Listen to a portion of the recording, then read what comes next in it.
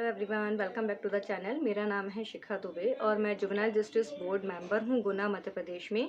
आज ही हम बहुत ही इंपॉर्टेंट टॉपिक पे बात करने वाले हैं कि अगर किसी बच्चे पर केस दर्ज हो जाए तो हमें क्या करना चाहिए। ये जो टॉपिक है वो टीचर, पेरेंट, गार्जियन सबके लिए बहुत इंपॉर्टेंट है। चलिए स्टार्ट करते हैं आज का वीडियो। तो जिस टॉपिक पे हम बात करने वाले हैं कि अगर किसी बच्चे पे केस दर्ज हो जाए तो उस स्थिति में हमें क्या करना चाहिए। सबसे पहली बात मैं आपको बताना चाहूँगी इस स्थिति में पुलिस का रोल क्या होता है। पहली बात, बच्चे पे जो होता है वो एफआईआर दर्ज नहीं होती है, उस बच्चे को कहा जाता है child in conflict with law, मतलब कि विधि विरुद्ध बालक। ठीक है। तो जैसे ही बच्चा सबसे पहले पुलिस के सामने मतलब जब उसको पुलिस लेकर जाती है तो बच्चे को हथकड़ी नहीं लगाई जाती पुलिस स्टेशन में।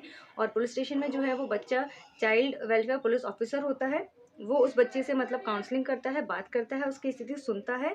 और दूसरी बात, काफ़ी चाइल्ड फ्रेंडली तरह से बच्चे से बात की जाती है और बच्चे को लॉकअप में भी नहीं रखा जाता है। बच्चे को रात में भी जेल में नहीं रखा जा सकता है। मतलब जिस एक्ट के तहत ये जो सब चलता है, जुवेनाइल जस्टिस बोर्ड मतलब जो जिस एक्ट के तहत काम करता है उसमें क्लियरली लिखा हुआ है कि बच्चे को हथकड़ी नहीं लगाई जाएगी और बच्चे को जेल में भी नहीं रखा जाएगा। मतलब बच्चे की गिरफ्तारी कभी भी रात में नहीं होगी, शाम होता है। तो क्या होता है कि बच्चे को सबसे पहले पुलिस स्टेशन जब लेकर जाते हैं तो बच्चे को जो है वो हथकड़ी नहीं लगाई जाती, पहला पॉइंट। दूसरा पॉइंट, वहाँ पर होता है चाइल्ड वेलफेयर पुलिस ऑफिसर, उसके सामने बच्चे को पेश किया जाता है, वहाँ वो बच्चे से बात करता है, उसकी स्थिति सुनता है।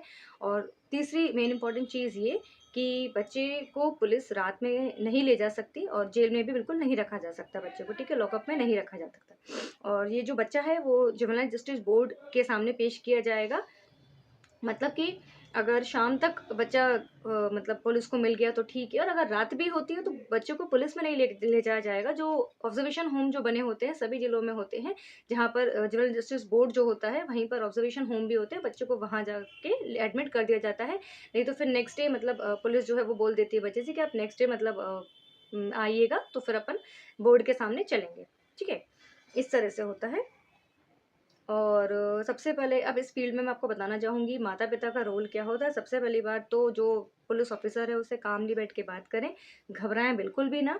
और जो है बच्चों के डॉक्यूमेंट्स वगैरह लेकर जाएं ताकि उनका एज का मतलब अंदाज़ा जो है, एक्यूरेट एज जो है वो पता की जा सके कि बच्चे की एज कितनी है। मैं यहाँ बच्चे किसको बोल रही हूँ, मतलब जिसकी उम्र जो है वो 18 से कम है। ठीक है, उन्हीं के केस जो है वो जेजेबी में चलते हैं। किशोर न्याय बोर्ड में जो है वो जिनकी उम्र 18 से कम होती है उन्हीं के देखे जाते हैं, वरना जो इससे ऊपर का होता है वो तो फिर आरोपी की तरह ही मतलब उसको ट्रीट किया जाता है और उनका केस जो है वो कोर्ट में ही चलता है और उन पर एफआईआर वगैरह भी होती है और सिंपल लॉकअप वगैरह में जो पूरी प्रोसेस हमारे यहाँ पुलिस की है वही चलती है। ठीक है, मैं यहाँ सिर्फ जेजेबी की आपकी प्रोसेस बता रही हूँ कि जो बच्चे होते हैं 18 साल की कम उम्र के, उन पे केस किस तरह से चलाया जाता है मैं वो बता रही हूँ आपको यहाँ पर।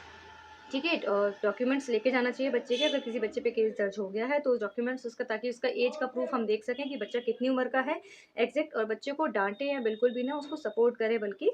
और मतलब जेजीबी के सामने प्रेजेंट करना जो है वो मैंडेटरी है, कंपलसरी है। ठीक है। और हाँ, इस चीज़ में मैं एक चीज़ इंपॉर्टेंट पॉइंट बताना चाहूँगी कि जब आप जेजीबी के सामने पेश होंगे, बच्चे को जब पेश किया जाएगा तो वहाँ पर सरकार की तरफ से लीगल कहते हैं मतलब कि लीगल सर्विसेज अथॉरिटी जो होती है, मतलब कि मैं आपको बोल सकती हूँ लीगल एड लॉयर जो है, सरकारी वकील वहाँ पे आपको फ्री में मिलता है। मतलब जिसकी स्थिति हो वो अपने वकील हायर कर लेता है, लेकिन जिसकी स्थिति सामान्य मतलब ना हो इस लायक कि मतलब अपन वकील कर सकें तो वो उनको सरकारी वकील भी फ्री मिलता है। ठीक है, तो अपन बच्चे के लिए वहाँ वकील भी कर सकते हैं। और जेजेबी में क्या होता है मैं आपको बताना चाहूँगी, वहाँ का मतलब एनवायरनमेंट काफ़ी फ्रेंडली होता है। बच्चे से कौन कौन लोग वहाँ पर बात करते हैं, तो जेजेबी में जो होता है किशोर न्याय बोर्ड में 2 मेंबर्स होते हैं और एक जुडिशियल मजिस्ट्रेट मतलब कि एक जज होते हैं।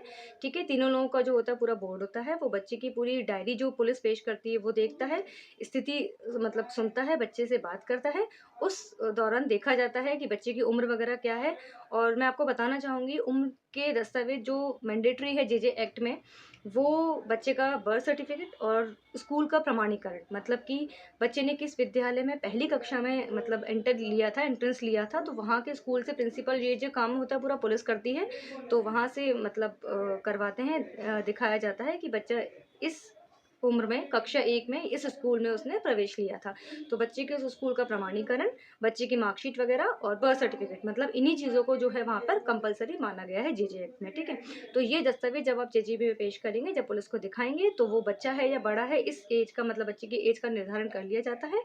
और उसके बाद फिर जो है बच्चे का सुना जाता है, उससे बात की जाती है, काउंसलिंग वगैरह की जाती है। और मतलब कि फिर अगर मैं आपको बताना चाहूँगी, जो केसेस होते हैं वो 3 तरह के होते हैं, आपको डिटेल में आगे बताऊँगी। पिटी ऑफेंस होता है, सीरियस होता है और हीनियस होता है। आम भाषा में आपको कहूँ तो जो साधारण केसेस होते हैं तो उसमें तो तुरंत अपन को ज़मानत मिल जाती है। मतलब जो मेंबर्स होते हैं, जो अगर जज होते हैं, जो भी, मतलब वो देख के, केस डायरी देख के बच्चे को तुरंत ज़मानत दे देते हैं, बेल मिल जाती है और आपका केस कंटिन्यू वहाँ पे चलता रहता है। आपको हर तारीख पे वहाँ पे जाना वगैरह होता है, जो प्रोसेस होती है वो कंटिन्यू चलती रहती है। लेकिन जो थोड़े सीरियस और हीनियस टाइप के ऑफेंसेस होते हैं, लाइक 302 मर्डर वगैरह या फिर 376 पॉक्सो एक्ट वगैरह, इन केसेस में क्या होता है, तुरंत ज़मानत नहीं होती है, क्योंकि ये जो होते हैं वो नॉन बेलेबल ऑफेंसेस होते हैं। तो इनमें क्या होता है कि बच्चे को कुछ समय के लिए ऑब्जर्वेशन होम में रखा जाता है। और ऑब्जर्वेशन होम मैं जेल नहीं कहूँगी, क्योंकि उसमें क्या होता है कि बच्चों को स्किल ट्रेनिंग दी जाती है। एनवायरनमेंट बहुत अच्छा होता है, आप समझ लीजिए कि एक तरह से हॉस्टल टाइप मतलब होता है। इतना डिफ़िकल्ट जो टिपिकल जेल वगैरह होता है वैसा नहीं होता है। ऑब्जर्वेशन होम होता है, उसमें बच्चों को कुछ टाइम के लिए स्टे किया जाता है, वहाँ पे रखा जाता है बच्चे को। और वहाँ पर हम बच्चे का मतलब काउंसलिंग करते हैं, प्रॉपर मतलब बच्चों से बात करते हैं और उनको भविष्य में आगे कुछ अच्छा करने के लिए मतलब सीख दी जाती है बच्चों की कि अपनी लाइफ अपन कैसे अच्छी कर सकते हैं। और स्किल ट्रेनिंग सिखाई जाती है बच्चों के इंटरेस्ट के बेस पे कि मतलब बच्चा क्या सीखना चाहता है, वो क्या करना चाहता है, उसने पढ़ाई करी है, नहीं करी है, या फिर मतलब जो भी है, इस तरह से मतलब हाँ, बच्चों को कुछ ना कुछ सिखाया जाता है जितना समय भी बच्चा वहाँ रहता है। और एक तरह से मतलब हम कह सकते हैं कि इसको बिहेवियरल करेक्शन प्रोग्राम्स जो हैं वहाँ पे इसमें ऑब्जर्वेशन होम में चलाए जाते हैं। क्योंकि जो जेजेबी का मेन गोल जो होता है वो सज़ा देना नहीं होता है, वो सुधार देना होता है कि बच्चे को अगर गलती हो गई है या जानबूझ के किया है, जिस वजह से भी हुआ है, हम एक उसको मौका दे सकते हैं और ताकि भविष्य में बच्चा इन सब चीज़ों से दूर रह सके। ठीक है। और एक चीज़ और मैं कहना चाहूँगी कि जो जेजीपी में जो केस चलते हैं, मतलब अगर बच्चे पे एक 18 साल से कम उम्र में अगर कोई केस हो जाता है, कोई दर्ज भी हो जाता है केस, तो इसका प्रभाव जो होता है आगे भविष्य में उसके भविष्य पर नहीं पड़ता है। क्योंकि ये जो होते हैं भविष्य में मतलब बच्चों की एक तरह से कह लीजिए गलती समझ के माफ़ कर दिया जाता है, तो उस चीज़ से आगे भविष्य में सुधार की संभावना रहती है। तो इनका मतलब इतना इफ़ेक्ट नहीं होता है। और पेरेंट्स और सोसाइटी का रोल इस चीज़ में ये रहेगा कि बच्चे को प्यार से समझाएं, ना कि उसको डांटें। और नेगेटिव कंपनी जो होती है, मतलब जो गलत संगत उसकी अगर है बच्चे की, तो उन चीज़ों से उसको दूर रखा जाए।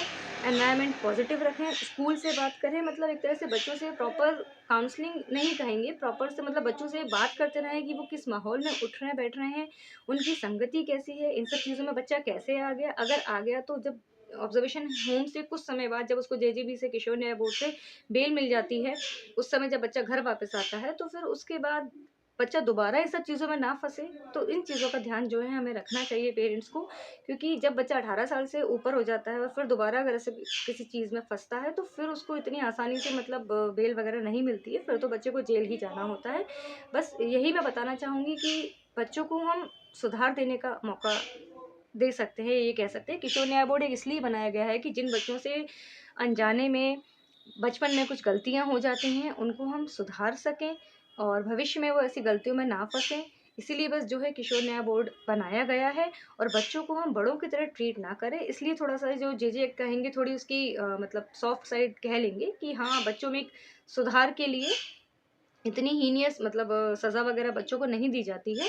सिंपली उनको एक काउंसलिंग करके या फिर कुछ टाइम के लिए ऑब्जर्वेशन होम में स्टे देके बच्चों को भविष्य में आगे बढ़ने की सीख दी जाती है। ठीक है?